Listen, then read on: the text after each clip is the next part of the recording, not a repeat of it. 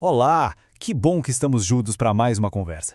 Hoje a gente vai mergulhar de cabeça num princípio que, olha, pode transformar tudo. A nossa fé, claro, mas também os nossos relacionamentos mais próximos. Vamos falar sobre fidelidade absoluta. O que será que significa, na prática, colocar Jesus no centro de tudo? E só para lembrar, essa reflexão que vamos fazer agora é o material do Jesus Diário, preparado com muito cuidado para a gente aprofundar na nossa fé no dia a dia. Bom, vamos começar direto com essa frase de Jesus. É uma declaração bem forte, né? O padrão que ele coloca é altíssimo. E a gente percebe logo que não é só sobre dinheiro ou bens. É um convite para uma rendição total, para a gente entregar o controle de tudo aquilo que a gente acha que é nosso.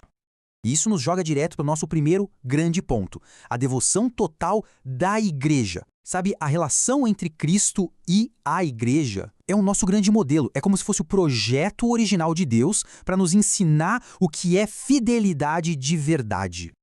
Então, na prática, o que é essa tal de fidelidade absoluta?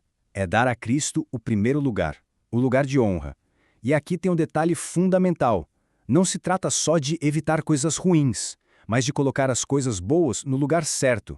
Ambições, relacionamentos, sonhos, tudo isso é bom, mas precisa estar debaixo da prioridade que é Ele. Ok, agora vamos trazer essa ideia gigante do céu para a terra, para a nossa vida. E a forma mais clara que a gente tem para ver essa fidelidade em ação é no casamento. O casamento foi pensado para ser um espelho aqui na terra desse compromisso divino.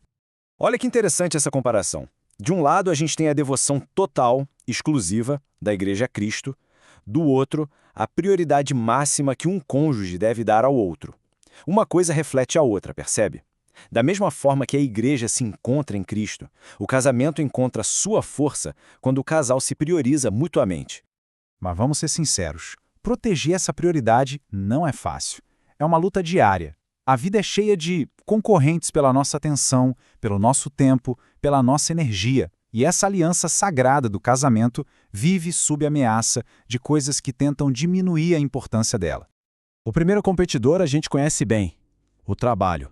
A carreira pode sugar tanto da gente que, quando vemos, ela tomou o lugar central que era para ser do nosso cônjuge. E aí aquele reflexo da devoção exclusiva começa a ficar meio embaçado. Hobbies e amizades também entram nessa disputa. E são coisas ótimas, claro, mas se não forem bem administradas, elas podem acabar criando pequenas ilhas de interesses separados em vez de fortalecer o continente que é a vida a dois. E esse aqui pode até soar um pouco polêmico. Até os filhos.